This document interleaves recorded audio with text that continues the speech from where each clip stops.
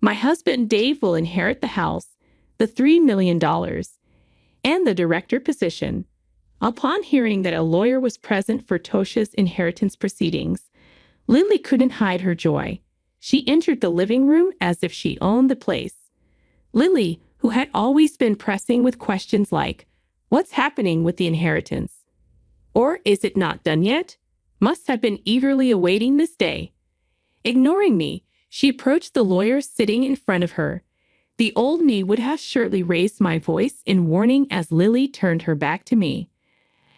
I couldn't stop being excited to see what she'd say next. Her greedy remarks exceeded my expectations, and I laughed out loud, holding my stomach. Combined with the stunned look on the lawyer's face, I continued to laugh at Lily's audacity.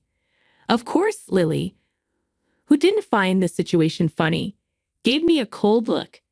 "Do you really think that you'll get your father-in-law's inheritance?" I chuckled at her obsession with money and her over-the-top attitude. Pointing to the late-arriving Dave, she raised her voice. "The right to inherit belongs to my husband Dave." I took a deep breath, ready to enlighten her with the truth. "My name is Kelly. I am 65 years old this year. I've been a full-time housewife, supporting my doctor husband Tosh for a long time. Even after becoming a director, he always said never to tire and kept working. Dave grew up watching his father and decided to follow the same path. I believed it was a happy and fulfilling life for my husband as well. However, my husband left this world at the age of 68. He was deeply passionate about his work, truly believing that being a doctor was his calling.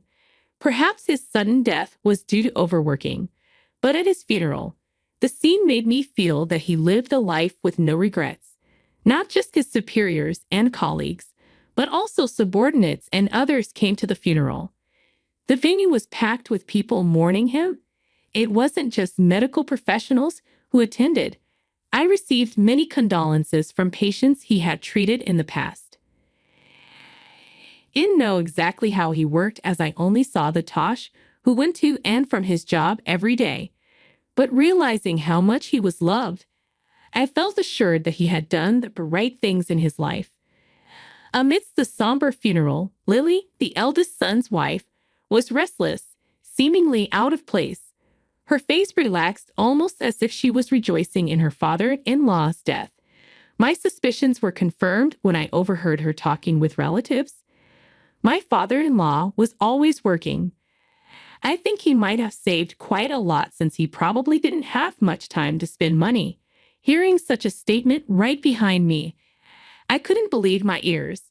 Despite being in the middle of a funeral, it seemed that Lily was fidgeting, thinking about how her father-in-law's inheritance would be distributed. Perhaps she doesn't know that a daughter-in-law might not have any inheritance rights. Even so, I felt uncomfortable with her behavior, which wasn't appropriate for the funeral. Seeing her behavior, Dave, the eldest son, apologized to me with a guilty look. "Mom, I'm truly sorry. No matter how many times I tell her, Lily doesn't listen. It's not your fault, Dave, but if you feel that way, can you please firmly warn her? Many people are attending this event." I knew about Lily's behavior even before Dave mentioned it, remembering her inexcusable attitude. I saw it all while I was busy with my husband's funeral preparations. Lily came to the house, but she didn't help at all. She didn't offer any words of comfort or sympathy. Instead, she constantly talked about money, asking things like, "Your husband had quite an inheritance, right? How much was it? Even if you're his wife, it's his inheritance, so don't waste it, okay?" I couldn't believe her audacity. "Did you come here just to say that? Is that all you have to say?" "Well, yeah. If you squander it just because you don't have long to live, I'll be in trouble," she retorted. Anger and disbelief washed over me as Lily spoke as if my late husband's assets belonged to her. She always looked down on me and was sarcastic towards me. I don't know why she dislikes me so much, but her comments about other people's assets have often left me disheartened. My son Dave was inspired by his father and became a doctor. Dave's earnings are not bad, but Lily has always been overly obsessed with money. She'd often call me saying things like, "I'm worried about our future with Dave's low income," or "we're short on money," hinting at wanting financial help. Because of this, getting along with her was quite challenging. I used to let things slide, but this time she's targeting my husband's inheritance, and I've reached my limit. Dave's income is really unstable, so we don't have much money to spend freely. We can't afford luxuries. I explained. "Oh, really? Why don't you work then? That would help with the household expenses, and you could afford some luxuries, couldn't you?" She snapped back. "What? It's ridiculous for a doctor's wife to work. You're lucky since your husband earned well, and you could live comfortably." No matter how many times I tried to advise her, her attitude only worsened, and our verbal exchanges became increasingly heated. She wouldn't even hesitate to belittle her own husband, Dave, seemingly just to look down on me. From her perspective, I'm her mother-in-law, but once married, we're family. I couldn't stand the way she treated family members with such disrespect. Thanks to my husband, I've been able to live comfortably. If you desire the same, maybe you should respect and support your husband a bit more, I said. If there was something about Dave to respect, then maybe. Anyway, I'm off to get my nails done and have a spa day. Don't forget about the inheritance, okay? Bye now, she said, and promptly left the house. Given her stormy behavior, I began to wonder how Dave was treated at home. But her self-centered actions didn't end there. During the inheritance proceedings, she continued her intolerable behavior. Even after the funeral was over, every time she visited, she'd greet me with, "How's the inheritance coming along?" It felt like a standard greeting. Despite explaining several times that the process takes time, she either forgot or didn't understand and constantly pressured me whenever she saw me. I've informed her multiple times that she has no rights regarding the inheritance, but she just doesn't seem to get it. Whether she believes Dave's money is hers or has some other scheme in mind, she seems to be convinced she'll inherit a fortune. After discussing with Dave, or rather manipulating the conversation to her advantage, she probably intends to get a share of the inheritance. If that was all, being Dave's family matter, I shouldn't interfere. However, Lily tried to steal valuable things from our house. "Lily, what are you doing?" "That's my necklace."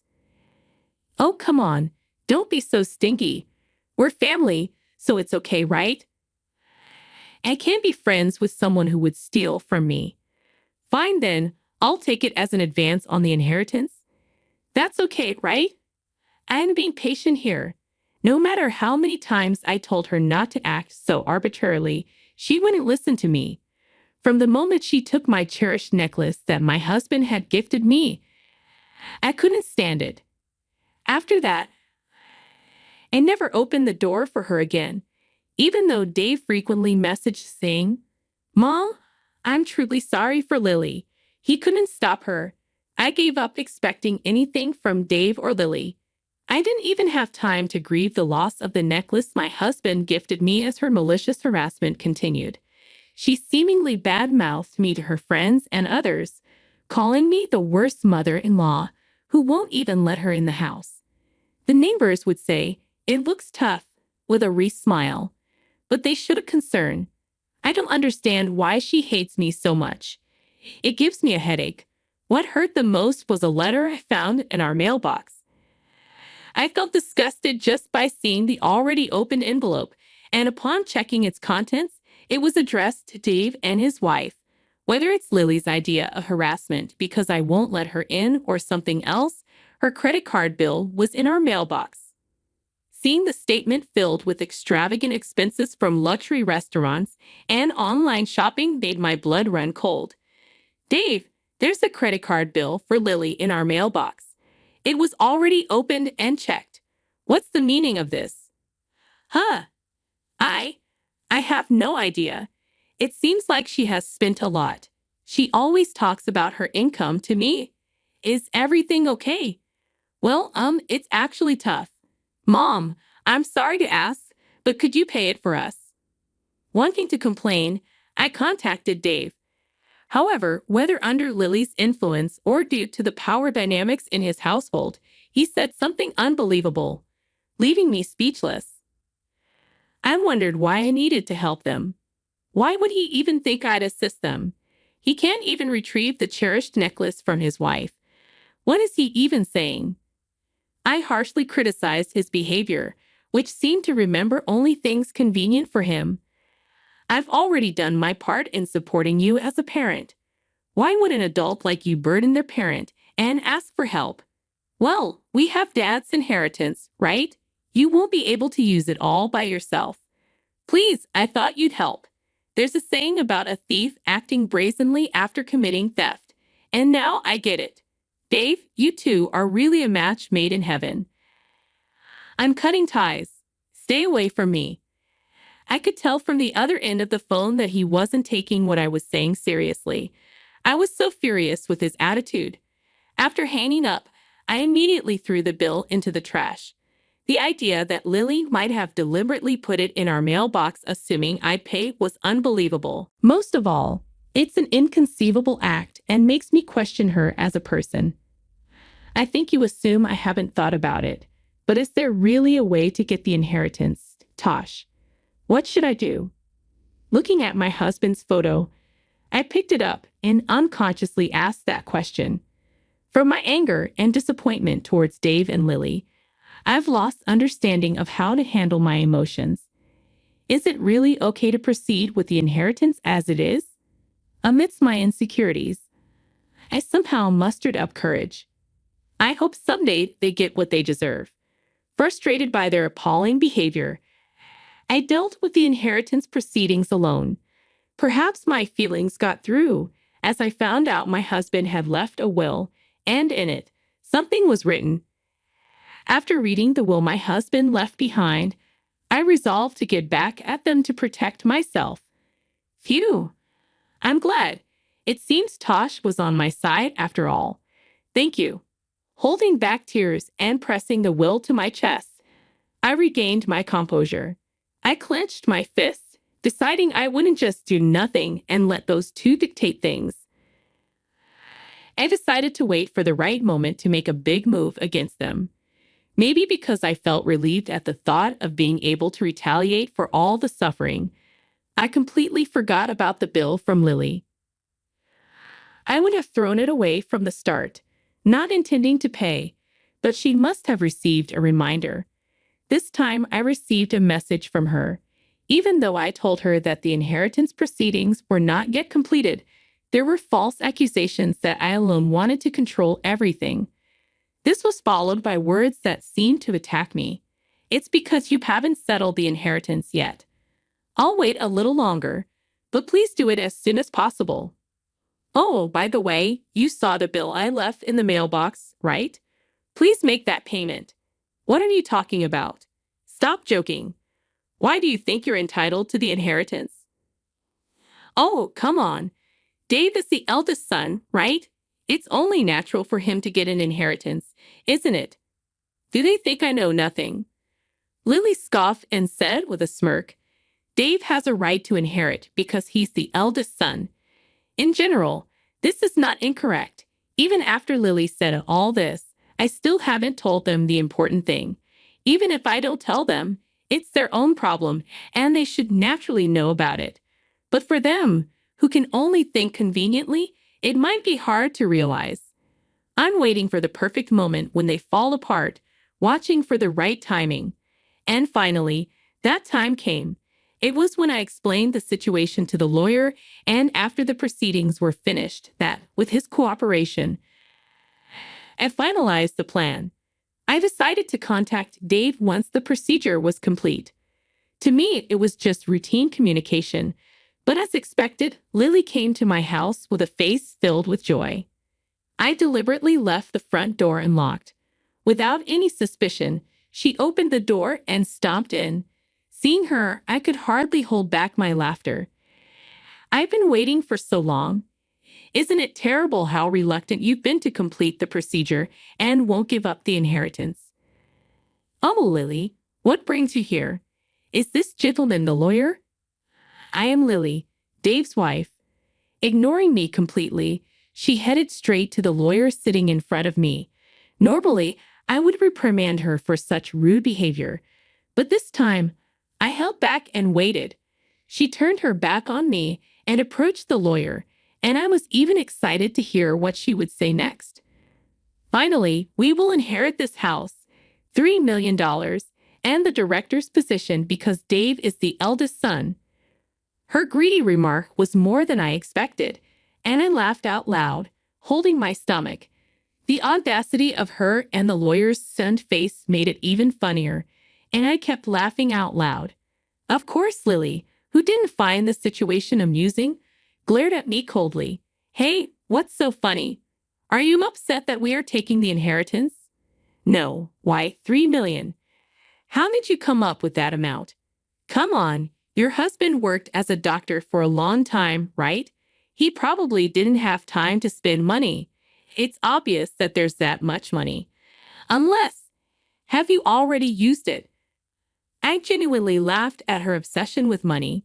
Whatever I choose to do with my inheritance is my business, and she has no right to complain. However, it seems that she doesn't find the idea of me inheriting amusing. Hello, how many times have I told you? Since you don't have much longer to live, don't do anything reckless, even if you're related by marriage. It's quite something to say that to me, your elder. Wasn't I the one telling you that you have no right to inherit, Lily? Wearing the necklace she stole from me, Lily glared at me sharply. I had no intention of letting her take anything more precious from me. I made up my mind not to lose to her, who is self-centered, greedy, and obsessed with money, and clenched my fist. Pointing to the late arriving Dave, Lily exclaimed loudly, "The right to inherit belongs to my husband Dave." Taking a deep breath, I decided to tell them the truth. You see, there shouldn't be any inheritance for you two to claim. Dave, isn't that right? Huh? Why, Mom? What do you mean? Oh, don't you have any idea? Aren't you forgetting something? Wait, are you talking about that issue? It was resolved a long time ago, wasn't it? Duh, what are you even talking about? Truly disappointing. What have you made amends for? What's resolved? Don't talk nonsense. Wait a minute, what are you talking about? I was taken aback by her demeanor as if she had completely forgotten or knew nothing about the issue. Even though it was a situation she caused, it seemed she couldn't remember it. I decided to explain the situation in detail for them to understand. Dave had married Lily a few years back. However, just a little while before that, he was already married to another woman and had built a family with her. Despite having a child, he neglected his family to have an affair with Lily. The two eventually got married after their affair. The truth came out when Dave came begging Tosh, unable to pay the alimony and child support on his own. Dave, what were you thinking? I never thought you would stoop this low. I had no other choice if I wanted to marry Lily. What are you saying? You're the one who committed the wrongdoing. Even if you are my son, don't expect me to pay for your mistakes. Dave, take responsibility and sort it out. Why? You can help me a bit. As a doctor, you are constantly working and don't have time to spend money, so you must have some to spare, right? Dave's audacious remark pushed my husband's anger to its peak. When Dave started making excuses about being overwhelmed with newlywed life and needing money for their wedding, my husband decided to cast aside his feelings as a parent and chose his grandchild instead. Fine. I'll pay on your behalf. There's no need for my grandchild to suffer because of a terrible father like you. Dad, don't say it in such a sarcastic way. I'm your son, you know. Exactly. That's the point. And in exchange, I won't support you in any way from now on. And of course, don't expect to inherit a single thing from me. Dave probably thought that my husband's words were just declarations made in the heat of the moment. But my husband, believing that someone who abandons their family doesn't deserve to be celebrated, neither attended the wedding nor offered any support. Dad, just let it go. In the future, you'll rely on us for care, right? We're a family, so try to compromise a bit. No way. Why would I bother with someone like you? Knowing that his parent had money, Dave had previously mentioned the need for future care and had requested support. As Lily's face twisted in confusion and anger, I couldn't help but feel a sense of satisfaction. The moment I'd been waiting for had finally arrived. My husband didn't listen to Dave's words, and as he declared, he made sure it was written in his will, clearly stating that everything should go to his wife and grandchild. My husband, with a classical and strict personality, had meticulously prepared not to give even a small amount of money to Dave and his wife. The fact was known when my husband's lawyer showed the will during the funeral procedure. He said he had received the will from my husband in advance. Remembering the anger at that time brings up emotions, but I deeply thanked my husband for leaving the will. Upon hearing the contents of the will left by my husband, as read by the lawyer, Dave and his wife were astounded. I spoke to Lily in a way that added insult to injury. "Oh, by the way, Lily, you took stuff from our house, right? You said it was like an advance on the inheritance." "Ah, but you understood the contents of the will," the lawyer read, "right? You have no rights. So, of course, give it back. It was a gift from my husband to me." I pointed to the necklace she conveniently wore that day and said so. She threw the necklace at me with a visibly discontented attitude. Probably because there was a lawyer present, she couldn't say anything reckless. "I didn't hear about this. I thought I'd finally get my father-in-law's inheritance. I came all the way here today. What's going on?" "Huh, really? When you announced your marriage, you said being plundered means you were more attractive. So it's inevitable, right? You knew what you were getting into when you got with him, who already had a family."